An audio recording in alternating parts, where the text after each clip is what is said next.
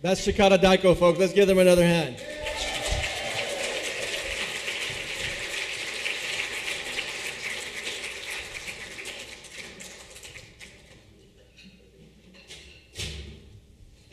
All right, as we invite Lori up here and gets ready, let's go ahead and take a moment to pray as we open up this time together.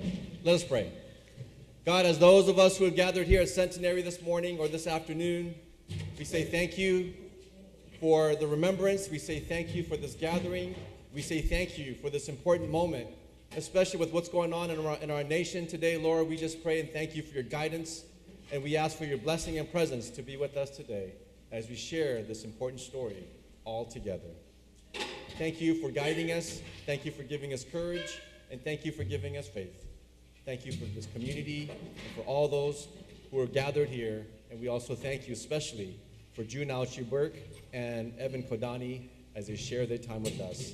Thank you for France Wong, who continue to share her moments as she facilitates this moment as well. And thank you for all those who gathered here today to prepare this day, for those who were part of Centenary in making this happen. We're so thankful for all these things in the name of Christ. Amen.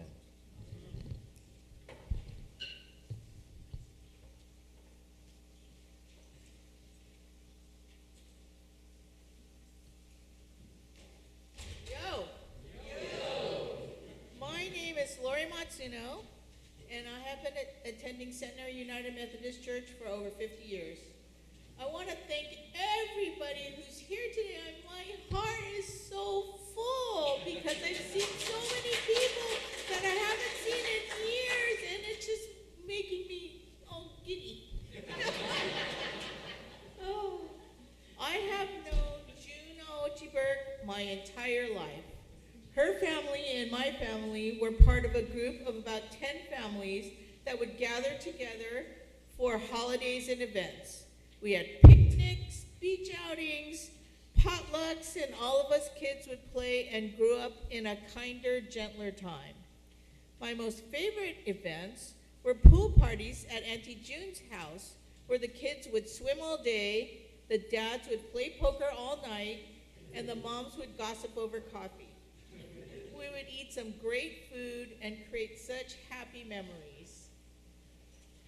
Auntie June was always the most stylish and glamorous, and that continues to this day. She is still beautiful and still sharp and full of knowledge about the internment camps that she will share with us after the screening of her movie, Misadventures of a Nisei Week Queen. The movie was produced by Sharon Yamato and directed by Evan Kodani, who was part of the panel discussion following the movie. And now we present Misadventures of a Nisei Week Queen.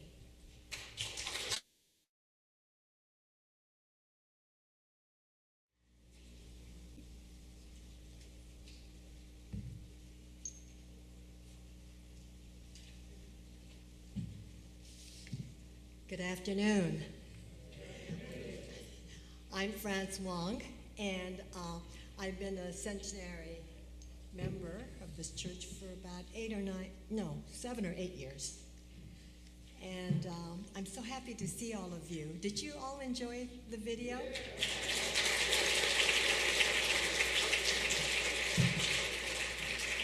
Well, I have the pleasure of introducing to you the star of the video and the director. All right. June is not only a community activist, but also an icon and someone that I truly admire also. She is not only all this, she's also a mother of 5 children and a grandmother of 8 and the wife of Marty Berk, who does all the cooking, cleaning, doing the dishes, everything. Anyway, I told June she ought to teach a class on how to train a husband. She has had so many experiences in a variety of jobs. For instance, the video alluded to her work with Bel Air Presbyterian Church. Well, she was the secretary to 4 pastors and for 10 years. And there she learned that the church had a mission volunteer program called Helping Hands. So that was really her introduction into volunteering. She also was recruited by Bill LA, is that the correct title? Right after the LA riots. Probably many of you don't remember it, you're too young. But she was also the owner of a boutique shop. And then from there, she was recruited to be the executive secretary at JANM, Japanese American National Museum, for the very first director. And her name, many of you may remember, Irene Hirano Inoue.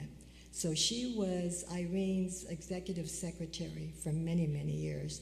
And then from there, LEAP, an organization that stands for Leadership, Education for Asians and Pacific Islanders. She worked, was the executive secretary to J.D. Hokoyama. And doing all this, she also had time to be a volunteer for Keiro and for the Little Tokyo Senior Citizens Lunch Program. This is June, our star. And then the gentleman who directed this wonderful video, his name is Evan Kodani, and he has had decades of experience in filmmaking. He has not only filmed and edited a number of productions, he also was part of the Emmy Award-winning Art Bound, focusing on the Masters of Modern Design. So we're just so happy to have him here. He's such a distinguished and capable and artistic young man. He currently is the direct manager of the Frank H. Watasa Media Arts Center at JANM. So thank you for being with us, Evan. Now,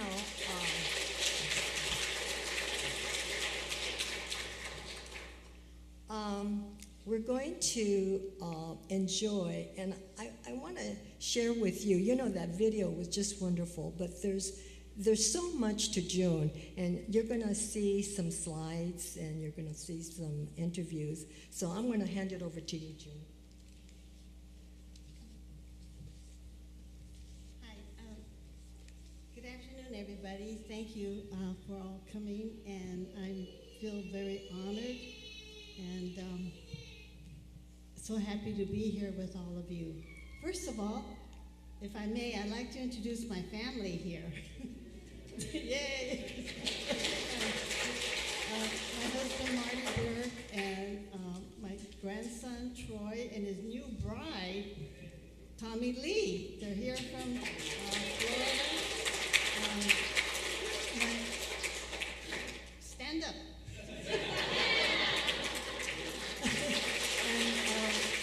My son, Kyle Yamashiro, and his wife, Jeannie, from Florida. Stand up. And then my granddaughter, Alex, and her new partner, they just got engaged, Matt. Over there. And the next 5 rows are my relatives. So. There's Wayne Lee and my daughter Lee back there, and Jill, stand up, and this Cricket's back there, Cricket and Ron, sorry, your oldest son. My other son. Ron and Cricket. They're from the Malibu Methodist Church, and I can't see.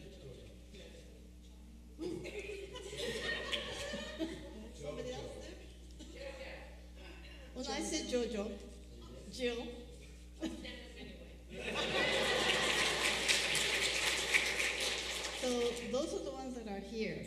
Uh, the others, I'm not speaking to because they didn't come. But anyway, that's my family. I like you to meet, and excuse me. And this is Dr. Frankenstein. He's the one that created this monster here. But anyway, to continue on the program, there's so many ties to Centenary, and one of them is Kaz Saito. When we were in Rohwer camp, there's like 33 blocks, and each block had about 10 barracks and a mess hall, and what they call a latrine where we showered and brushed our teeth and washed our clothes. Well, Kaz Saito lived on the other side of Block 14, that's where we lived. Kaz Saito had three brothers serving in the 442 in Europe. When the first George Saito died, was killed in action, the second son, Calvin, wrote a letter to his father in Heart Mountain. And he says in the letter, "Don't ever let anyone tell you that we were foolish by signing up. This is a damn good country, and I'm so proud of him." So that letter was published in our newspaper, and Kaz Saito was our neighbor.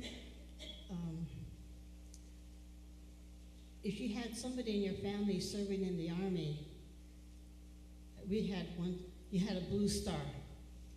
If you had a relative that was killed overseas in the Army, you got a gold star.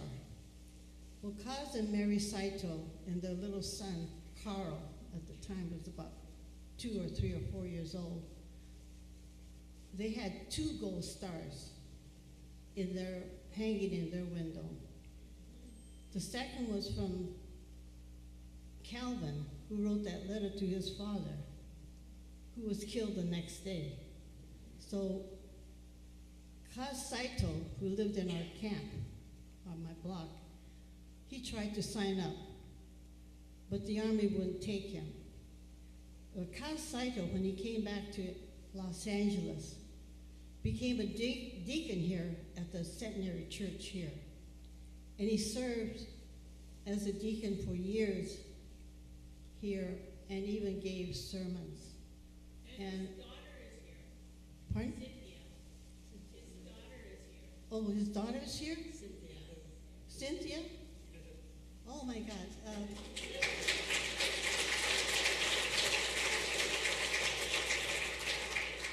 I didn't know that, Cynthia. You weren't born yet in camp. But I remember your mother and your father and your brother Carl. And did you have another sister? Sandy. And she was the Nisei Week Queen. And so was your mother, Mary Saito. Oh, she was a princess, yeah. 1935, the first Nisei Week that was held here in LA, Cynthia's mother was a princess. So it all kind of ties together, and I wanted to honor the Saito brothers who gave their lives. Also, I wanted to mention, I was asked to talk about Tuna Canyon. And Tuna Canyon is where so many people were taken. As soon as the bombs started falling on December 7th on Pearl Harbor, FBI started arresting people in Los Angeles, all the way from San Diego all the way up to Santa Maria, including Terminal Island fishermen. I work on the board of the Tuna Canyon, and we were able, Evan and I were able to interview about over 75 descendants of Tuna Canyon. So we heard their stories, and their stories are archived at the museum and at Tuna Canyon. And just as an aside, the Tuna Canyon exhibit is now even in England and will be at the University of Nottingham in March. So the word is getting around about Tuna Canyon. But it was a proclamation that is being used today to round up the aliens again. And the proclamation was 2525 for Japanese, 2526 for German, and 2527 for Italian aliens. They were rounded up, and without any trial or hearing, they were sent to Tuna Canyon first, and then they wanted them out of California right away. So even though they were in Tuna Canyon or Griffith Park, they were taken by train to places like Billings, Montana, Santa Fe, New Mexico, where we heard about in the church service earlier, Santa Fe, New Mexico, Crystal City, Texas, Lincoln, Nebraska, different places where they had Department of Justice and immigration camps. These camps are being used again today to take and hold what they call illegal aliens. But these, quote, illegal aliens are like my mom and dad were. They were not illegal. They were aliens, and they were non-citizens. But there was no guilt of anything, that they did anything wrong. And yet they're being taken away, like they did in 1941, taken away from their families, fathers taken away from their families, and even some fathers and mothers taken away. Like in Santa Barbara, we interviewed a lady who's no longer alive, but her mother and father were both taken away from her. So I just wanted to mention that, and we did interview somebody else that is close to Centenary history. The founder of Centenary United Methodist Church, it was then called the ME Church, Methodist Episcopal Church, and that was Bungoro and Fujino Mori. Bungoro Mori was from Wakayama, Japan, and my father and Bungoro were among those who came over from Japan in 1900. And Bungoro Mori started the Asian Mercantile in Tokyo. He was also the founder of Centenary Church here. Well, when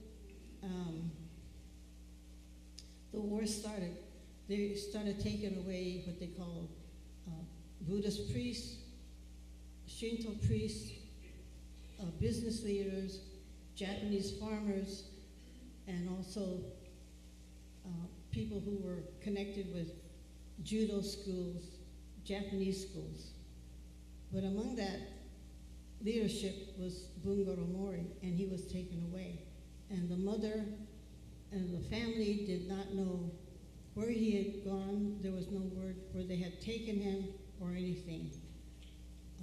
But through Russell Endo, our researcher, who's a retired professor of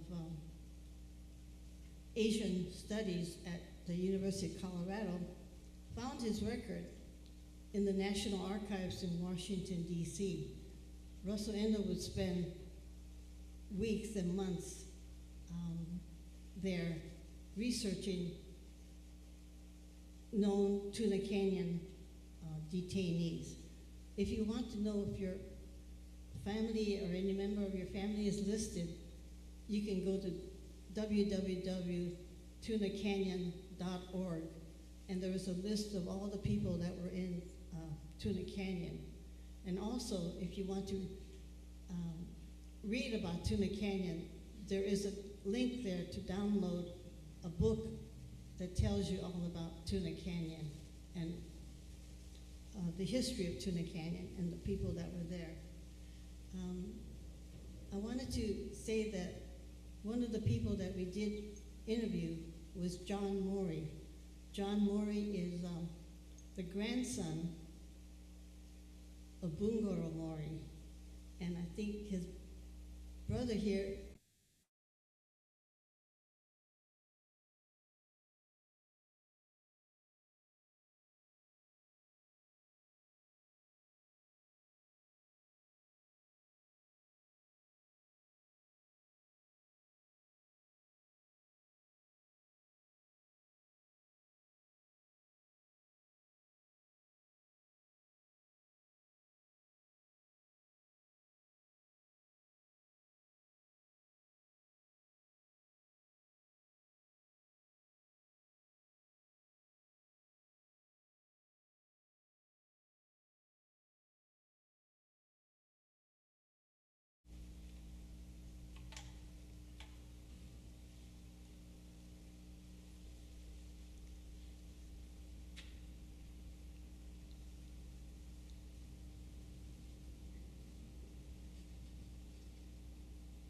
Yeah, he was a very prominent businessman, which then identified him as a community leader.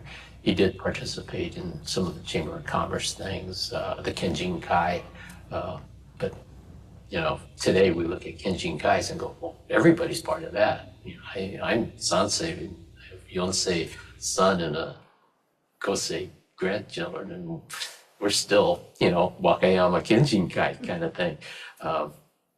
But at that time, it was pretty serious because, you know, the country had just been attacked. But I think it was a relief to finally find out exactly what happened. The stories about Grandpa just disappearing and reappearing, and now we have the report, and now we know he was put in prison. Now we know where he was. I think more than him being arrested, it was the unknown. She had no idea where he went and what was going on. She didn't even know if he was alive. So, and then he appeared. So, you were telling a story about how they would just bring him back and just drop him off, and you had no idea. He had no idea where. Well, first of all, where he was or where anybody was, and they found him. I can't imagine having a spouse just go away like that. And I just can't imagine what it would have been like for her.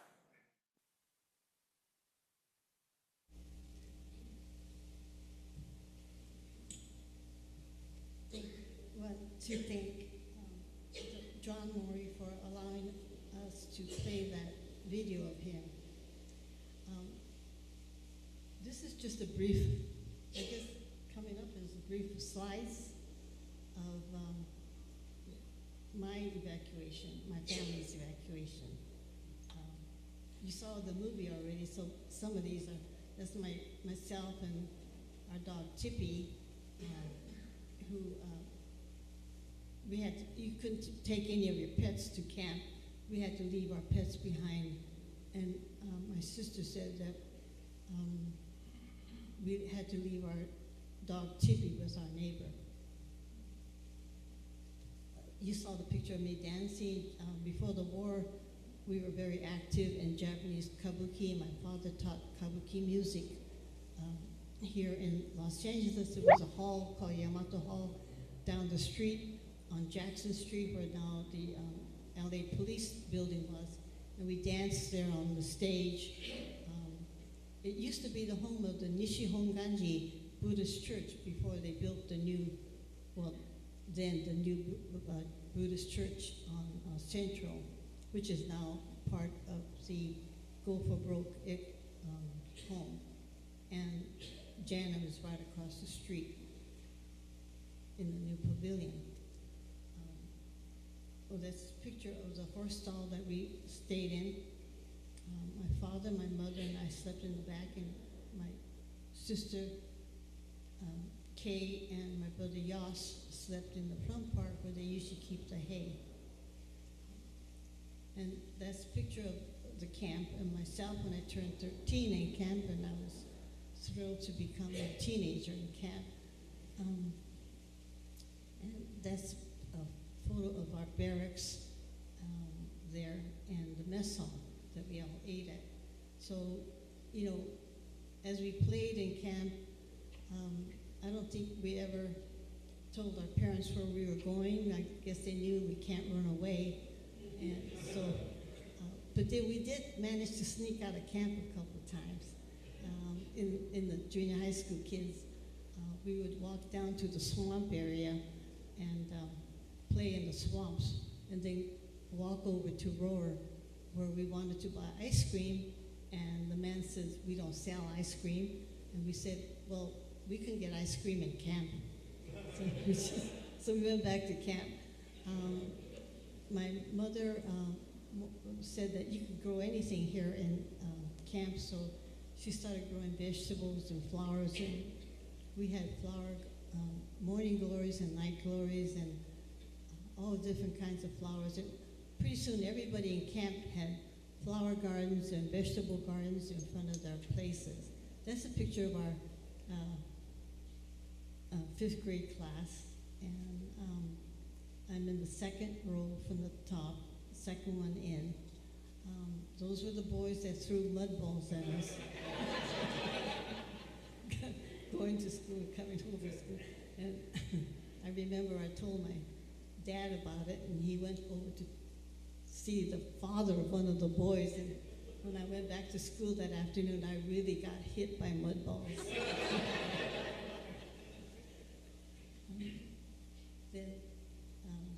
So, you know, to keep the spirits of the Japanese Issei, the older people, they allow us to do Japanese dancing. And even though Japanese school was outlawed and we were all happy that we didn't have to go to Japanese school anymore, they allowed us to do Japanese dance. And so we continued dancing and playing the shamisen and learning Japanese songs. So we had performances in camp. You saw my teacher, Fujima Kansuma, who they said as she was dancing, men have tears rolling down their cheeks just because of her beauty and her dance. That's my father in camp. He, toward the right side, they're still playing kabuki music and had kabuki shows in camp too. And that's the picture, you know, the flowers on top. All the mothers made all those paper flowers. Women in camp were busy making paper flowers all the time. And even if there was a wedding or a funeral, since there's no flowers, they would make paper flowers out of crepe paper to decorate the church or the mess hall. So so in camp we were kept busy learning how to make paper flowers. I remember that we used to make cantaloupe. We would string watermelon seeds together and dry them and paint them with our nail polish red. And we did the same with cantaloupe seeds. We would string them and paint them red. So we had cantaloupe watermelon necklaces and cantaloupe bracelets. And and out of peach seeds, we made rings for our fingers. And I had one, but I lost it. And then the men would go into the woods and bring back stumps of tree stumps and make beautiful carvings out of the wood stumps and hang them in their houses. And some of these are on exhibit now as a touring part of museums exhibit.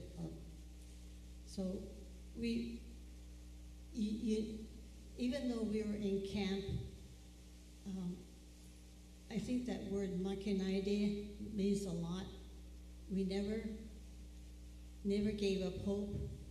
Our parents were always telling us to be grateful for everything. My parents, my brother, that's my brother Tom, who was in the Army, and my brother Yas, who just recently passed away last year. But I always saw that Pachuco hat that he wore in the dances. And the room is dark, but us kids coming back from our showers with our shower cap on could peek through the windows, and we could watch the big kids dancing. And then we would dance by ourselves outside. But I always knew where my brother was dancing because of that Pachuco hat that he had on. And he had to have all his pants made narrow on the bottom to look like a Pachuco. So they had camp dances, and I think, it's just that I think the older Niseis, they took such good care of us. The Iseis took good care of us too, to have us have as normal life as possible. And even though you hear so many sad stories about Japan, oh, I'm sorry, I'm ignoring Evan here. I want to tell you more about camp later, but I'm going to let Evan do some talking. Sorry, Evan. This is Dr. Frankenstein. So he just came back from Japan, where the museum is going to have an exhibit of what you could tell them more about the Japan. That was a while ago. Yeah. Well, did you? No. Yeah, this is Evan. Well, June, June and I first met while she was a volunteer at the museum, of course, and they would put on sashimi lunches in the summer, and Marty would go out and fish and bring back big tuna that he didn't want to eat himself, so he would share it with their family and, of course, all the staff and volunteers at the museum. So that's where I first met June, and then, of course, as she was saying, we worked together on all these Tuna Canyon life history interviews, mainly with second generation descendants of people who were incarcerated there. They had all passed away, of course. But I had the opportunity to make this film about June. Sharon Yamato, who worked on the film, and we had worked together previously on a film about Wayne Collins, who was a civil rights attorney who helped represent people from Tule Lake who had, for various reasons, had given up their citizenships and were repatriating to Japan, and he was able to stop that process. And for this film, Sharon was doing a project about all the different assembly centers, and of course, when we visited Santa Anita, we wanted to interview June, and so that's where we filmed all that footage of her in the horse stables, and hearing all her stories and hearing June talk at all these different events and be interviewed for different news programs and all sorts of things over the years, it felt like, we should do something that was just about her for once. So that's kind of where the project came from. Good. Boy, go ahead, Jim. Do you want to tell them about your recent trip to Japan? Okay, I don't know how relevant it is, but so I was able to go back in September, actually, to go to where my family is from in Chiba, the Kodani family, who immigrated to Monterey, and they're doing the museum partners with the Museum of Modern Art in Wakayama. They're like a sister museum, and they're really interested in Japanese immigration, and so they were studying immigration to Monterey specifically. So I was able to go back there and see, the family grave and old family house and things like that.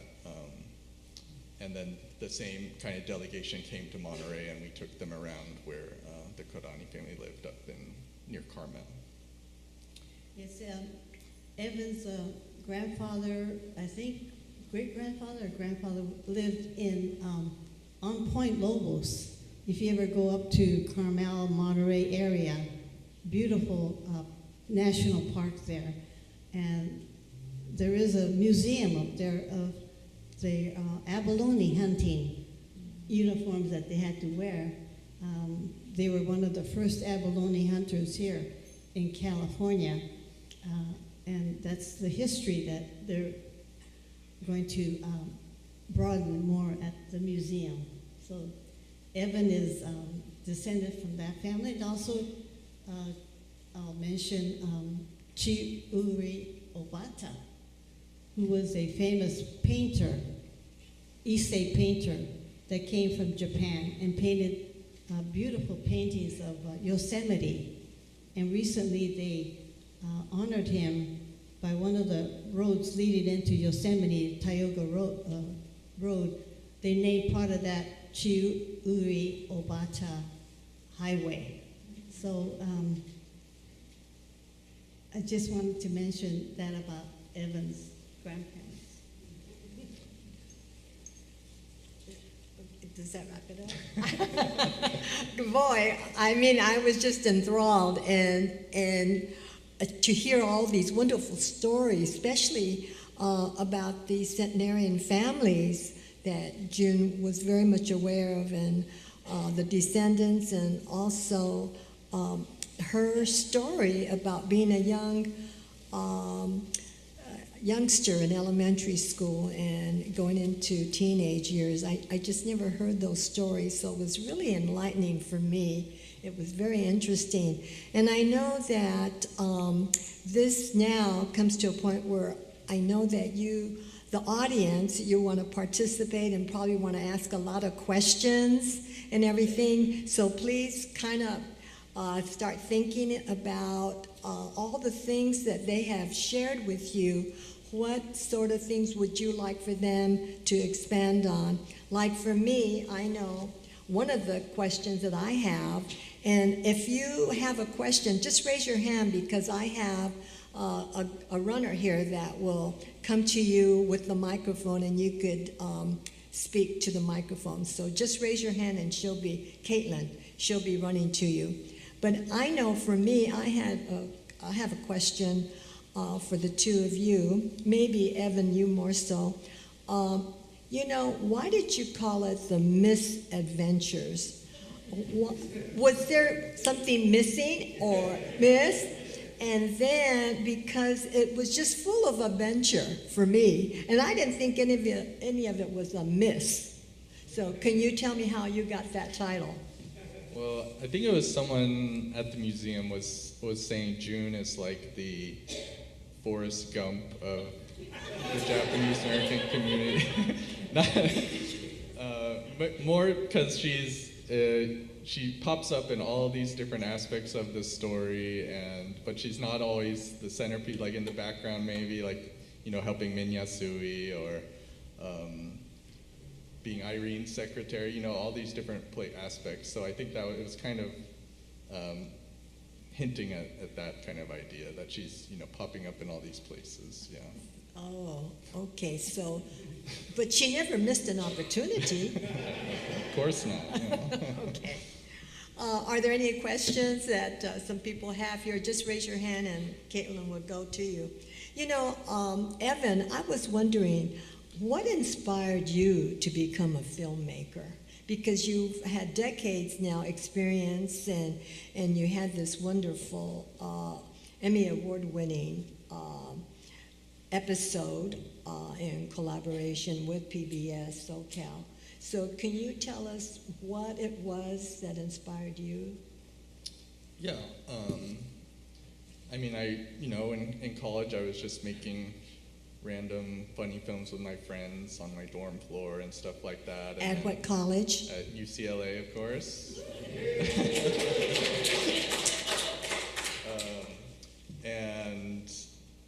And then I was able to intern at the Japanese American Museum one summer in the Media Arts Department while John Asaki was the director there. And so I got a lot of hands-on experience, and that is kind of where I got more interested in documentary work. And then, just being at the museum and filming all sorts of life histories, documenting different community events, going on I've been able to go on pilgrimages to all the WRA camps except for Aochi now. So this last year I was able to go to Rohwer and Jerome for the first time on the pilgrimage. And yeah, so just I've gotten the chance to, make a bunch of different films about different aspects of the incarceration experience now in conjunction with, all the different exhibits the museum has had. And so this one was an opportunity to try and do something with a kind of a different tone, maybe tongue-in-cheek sometimes, and also just to kind of embrace the character that June is and let it shine through. So you've always had an interest in filmmaking, even as a youngster. There wasn't anybody who inspired you, or you said, "Aha, I want to be a filmmaker." Well, I was able to, at UCLA, I was able to take a class in ethno-communications with Bob Nakamura while it was one of the last years he was still teaching it. So that was definitely an influence on, and he, of course, was one of the people who founded the Media Arts Center at JANM. So. And maybe you would like to share with us some of the productions you are working on now. I know you just returned from Japan, and I know you have some projects in the works, if you would care to share them with us. Sure. I mean, of course, most of you know the museum is closed for renovations now through, until the fall of this year, 2026. So we are creating a bunch of new contemporary and archival media pieces for the new exhibit that's going to be there. And so it's going to use, new footage we've had digitized from our home movie collections from before the war and during camp, and then a couple short pieces with new interviews that we've done. So that's the main thing we're working on right now. Okay. Yeah. I thought you being from Chiba and Okayama, that you may want to be doing story on them. Yeah, I made a short film about the connections between Chiba and Monterey too recently as part of a symposium we had for that whole project. So hopefully get to work more on that too. And I have a question for Miss June. I'm a fan here. What words of inspiration and wisdom can you impart to all the young ones who didn't experience what you did, and kind of share with them what keeps you going? I never thought of that. I just am grateful for my family. That keeps me going, I guess. And I got to thank my husband, Marty, for The cook. because he is the one taking such good care of me, and my family does also. And well, there, I'm sitting here, I'm looking at Hal, going off the subject, but Hal Kiemi was a tap dancer in camp, and he's just lost his wife Barbara about a month ago. But every time I see Hal, I think about his tap dancing in camp, and he always says, "Don't mention it." So that's what it is. Now you're on public radio, TV. But we even though there are so, yay, there you are. There you are, Hal. I'm talking about you. So I don't know how close we are, if there are questions here. Well, are there any? Do you have a question, Hal? Yes. Okay.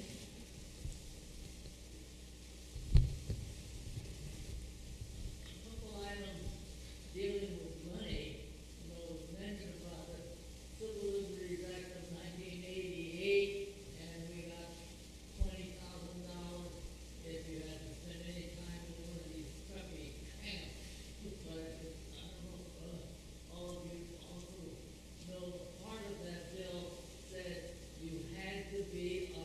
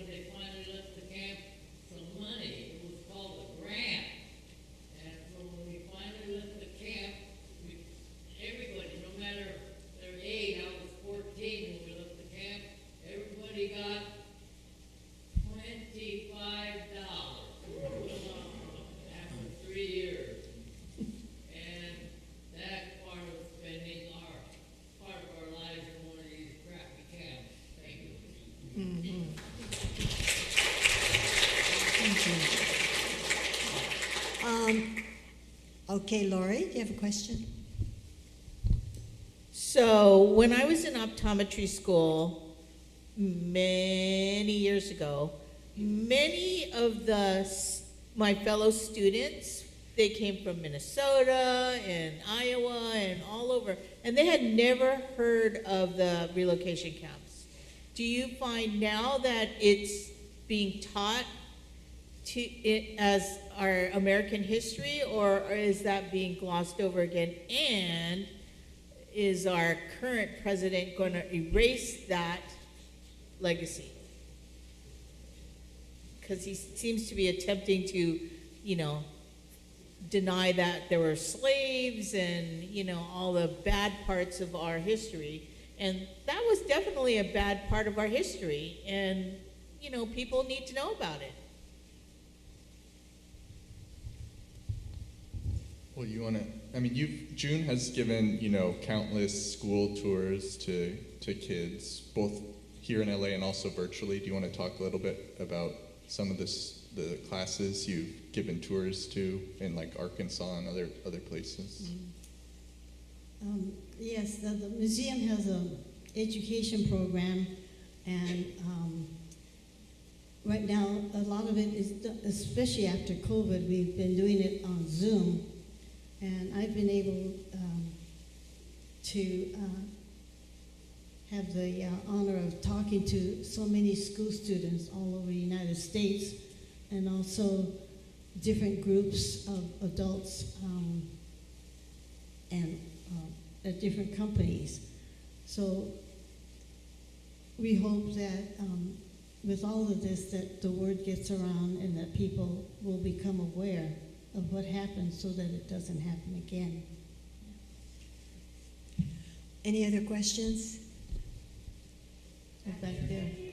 Okay, Caitlin, go ahead. Hi. So when we were kind of getting prepared for the movie and everything, we heard that 1954 for the Nisei Week pageant was kind of a very controversial year, and your queenship was slightly affected by that.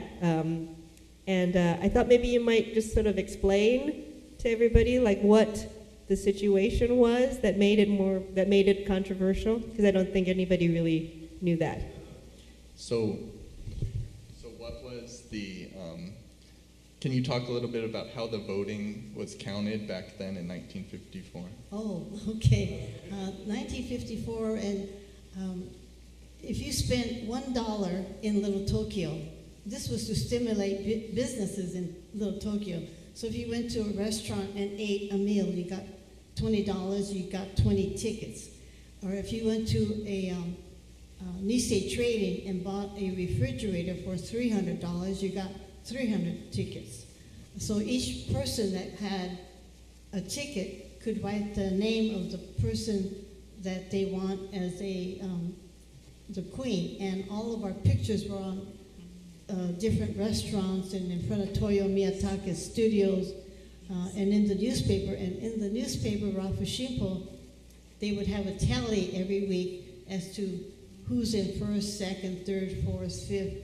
And I was labeled a dark horse as number 6, so that the top 5 got into the court. You didn't choose the queen, but you chose the finalists. The top 5 most vote getters got to be in the court.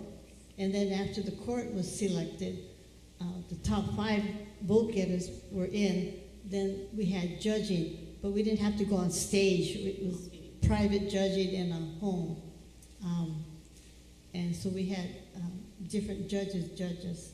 But I was always running number 6, and I labeled the dark horse. And the last night of the voting, people are stuffing the ballot boxes with all kinds of names. And so I came out 5th instead of 6th. And I beat out Sharon Yamato's sister, who was the producer of this movie. And she always reminds me about that. So I don't know if there's any Wimpy Road and Crossroads, you've been had. But I myself, I don't know of anything that was done illegally. It sounded like it was all fair and square. Anyway, that's how the voting was done. That was to stimulate business in Little Tokyo. Very interesting. But then the next year, they didn't do it anymore. Yeah, it's interesting because you can go back and you can read that, like the Rafu Shimpo and Nichibe and Denver, because since June was from Denver, they were all covering it kind of this like horse race kind of style. So you can It read makes like sense. yeah She was interned there at the racetrack. Yeah. So it all. or George Horse Yoshinaga, what he was writing about, all kind of, you can read how scandalous it was. Oh, okay.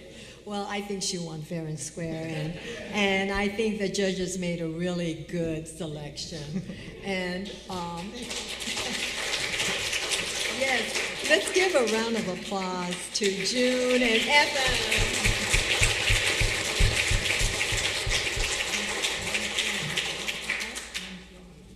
You want to show another film? Oh, okay. We have time. We have 5 minutes. Okay.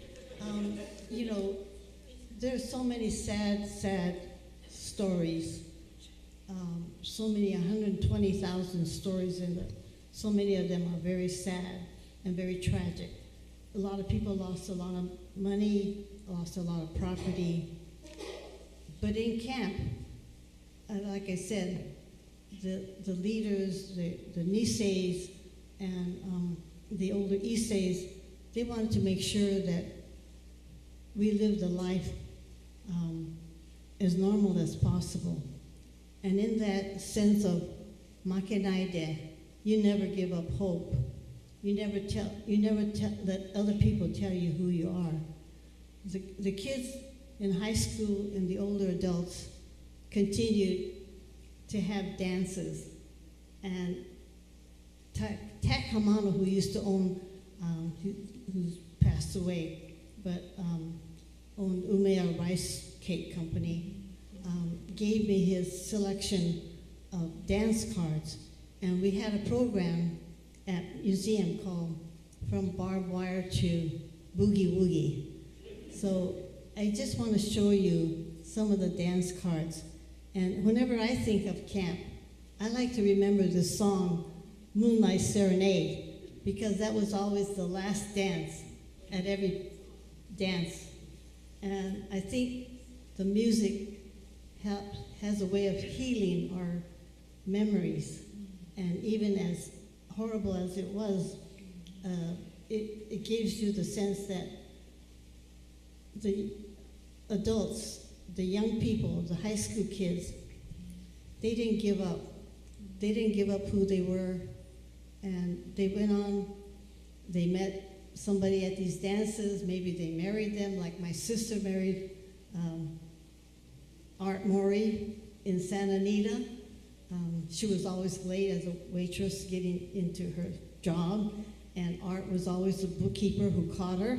So he says, late again, and finally he asked her for a date, and they went to these dances, and my brother, I could see him dancing with this pachuco hat on.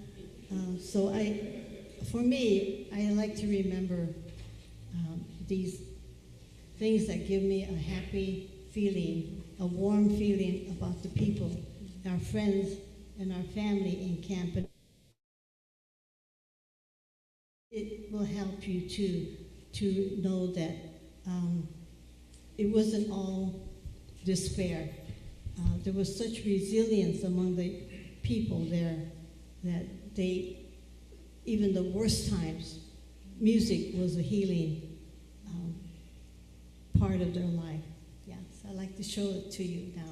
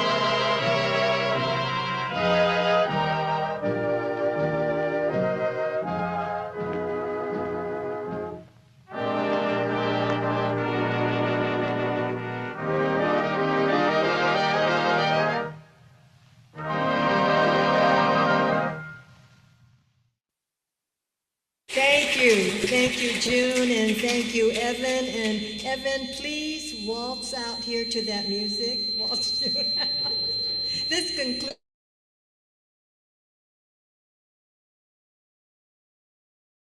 You've just been wonderful. And please, we'll have the roll call. And so I ask that the audience we had it earlier today at the service, but we'll do it again this afternoon, to please stand when your particular relocation center comes on screen. And if you were there or you've had parents or relatives or friends, please stand for them. And even if you visited the site, please stand, okay? So, thank you, June and Evan. Thank you.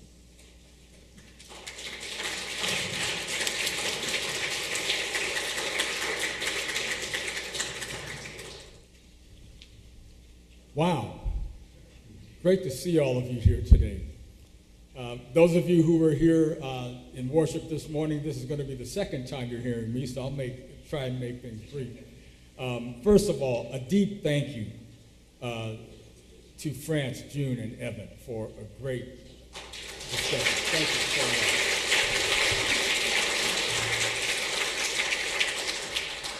And Evan, I want to thank you for sending me the link, the Google link to the recording that I made of Lester Suzuki's sermon, Reverend Lester Suzuki's sermon. I recorded that 3 years ago at the request of Janum, and it was for the Ide Cho project. But I was using a different phone at that time, and a couple of weeks ago, I was searching for the link and couldn't find the recording that I had made.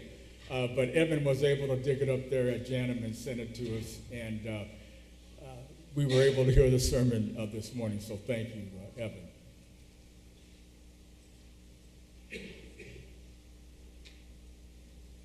You know, as I listened to the discussion, as I watched folks come in following worship, watched folks come in the building this afternoon, recognizing so many familiar faces, many of you who have some connection to Centenary, whether or not you attend worship. I know just looking out right now, in addition to meeting folks who came in earlier, so many of you who have connections to Centenary. And what's so coincidental is that in the United Methodist Church, and those of you who are United Methodists know this, you know, we have a word that we like to throw around all the time to describe the United Methodist Church, and that word is connectionalism. That in the United Methodist Church, we believe that we are connected, either as congregations, as fellow church members, or beyond the physical walls of the church. And I know a lot of churches, different denominations, feel connected also, but historically in the United Methodist Church, we have always felt this sense of connection. And really that plays out today. I mean, Jim Morey and his twin brother Jack were junior leaders of our Rangers YMCA club, which included Robbie Aochi, June's nephew. And June's brother, Yas Aochi, was our football coach at Dorsey High on Saturday mornings, and our basketball coach, no, I take that back, our flag football games at Crenshaw High on Saturday mornings, and our basketball games at Dorsey High on Saturday afternoons. And again, as I look around, see faces, many of you were connected to the Centenary Y program way back in the day. But that's just one example of our connections here. On a larger level, and this is so important since June was at the Santa Anita Assembly Center, I have here a copy of the journal, actually a little background. And again, those of you who are United Methodists know this. All United Methodist churches belong to a conference, and every year, usually around June or so, all conferences have meetings. Well, back in 42, all of our Japanese American churches, we were all organized as a conference in and of ourselves. We were called the Pacific Japanese Provisional Conference. We were not yet part of the larger geographical conferences of the United Methodist Church. So what I have here is the journal. This is the third annual session, Pacific Japanese Provisional Conference of the Methodist Church, Santa Anita, California, is where this conference of all the Japanese churches was held. July 2nd, just 2 days shy of the July 4th Independence holiday. Reverend Dr. Frank Heron Smith was the superintendent of the Provisional Conference at that time. And Frank Heron Smith once wrote that this was the only conference session in the history of the Methodist Church that has ever been held under armed military guard. And that's probably true for this day. This was in July of 1942. Our Japanese church conference met at Santa Anita, the home of Seabiscuit, for your annual meeting there. The second coincidence, irony, I have here a copy of the first, this is the journal of the first Japanese Provisional Conference that was held following the internment camps. And this was held July 3rd and 4th, 1945 in Oakland. How ironic that the first Pacific Japanese Provisional Conference held post-internment camp was held over the July 4th Independence Day weekend. It just blows my mind how these things just happened when they did happen.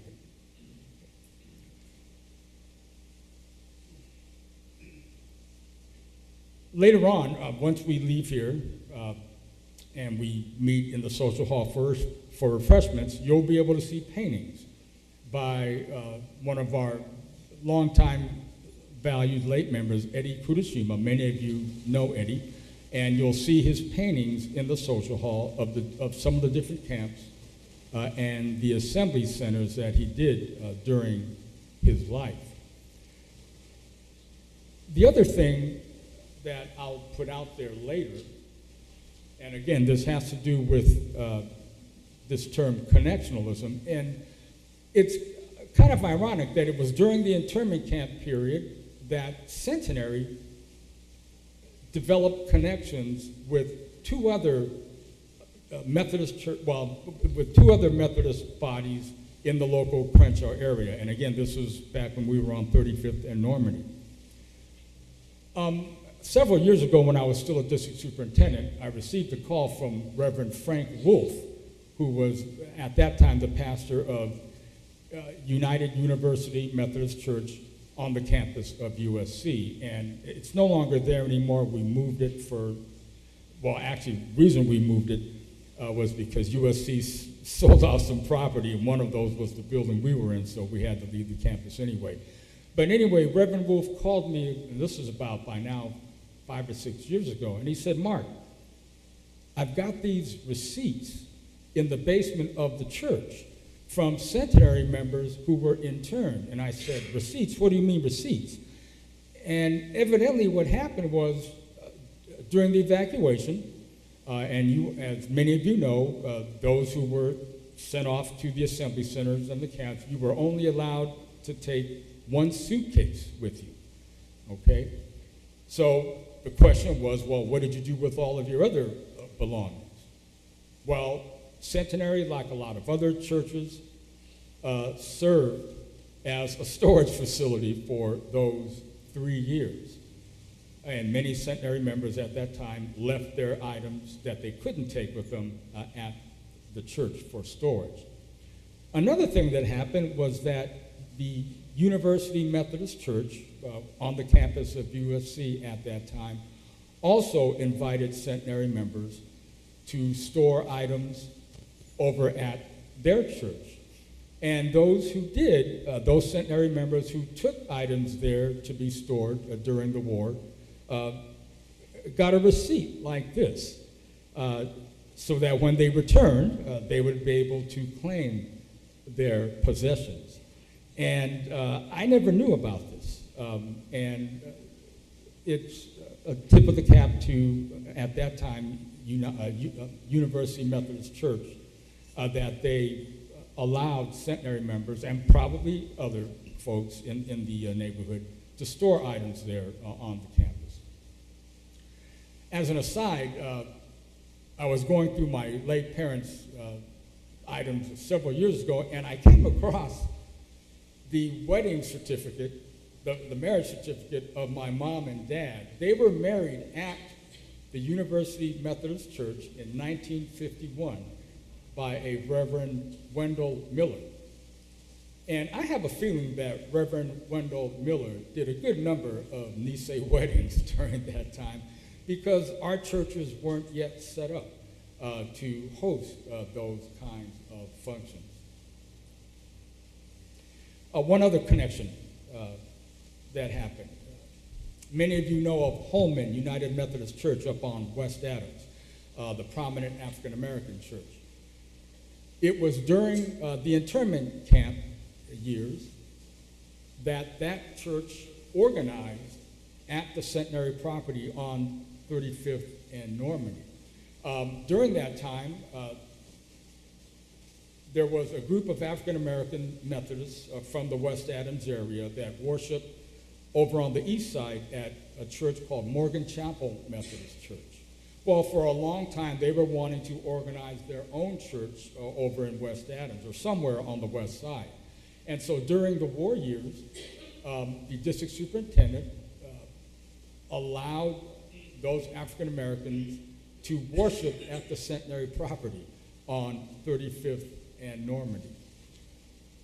After the internment, when the Centenary members came back, they allowed those church members to continue worshiping, but on Sunday evenings after the Centenary members had used the church during the day.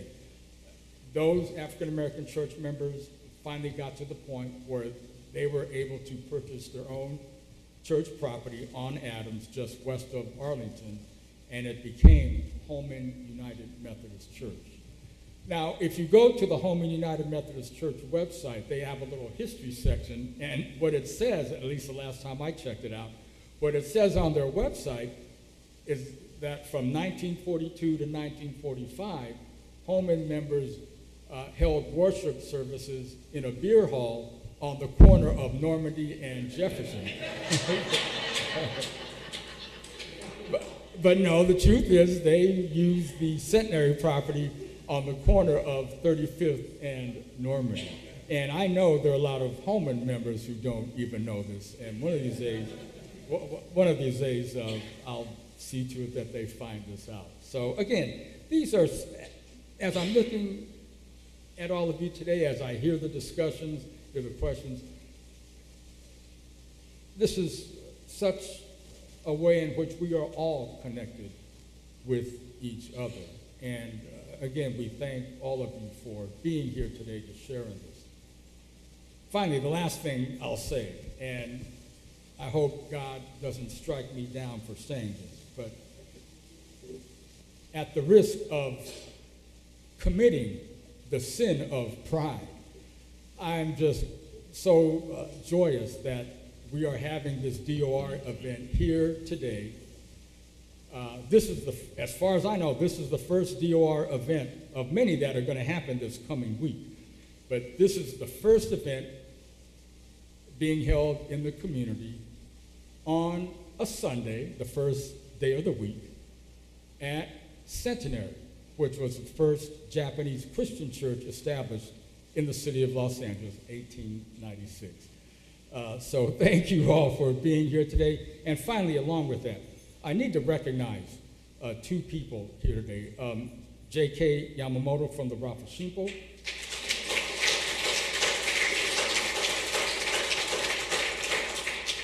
And Shige Higashi, who publishes cultural news.